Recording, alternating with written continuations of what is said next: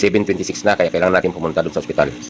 Good morning guys. So ngayong araw guys, Wednesday, pang-limang araw na namin sa ospital kasi pumasok kami ng Sabado ng umaga. So ngayon, Wednesday na, pang-limang araw na namin. So hindi ko alam kung makakauwi na kami o ano pang desisyon ng doktor. So ngayon, umuwi muna ako rito sa bahay kagabi kasi para magluto ng aming kakainin para doon sa buong maghapon na naman namin sa ospital sa may Antipolo Annex 4. Diyan lang guys sa may Masinag yung aming ospital na pinasukan, na admitan sa amin.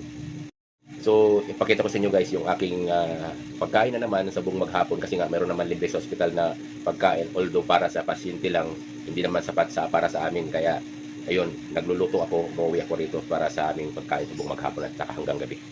So, ayan guys, mayroon akong adobong manok. Ayan, yan yung pagkain na namin sa buong maghapon. At tapos, ito yung aming kanin, isang Tupperware din. Sa ice creaman lang yan guys, so ayan o.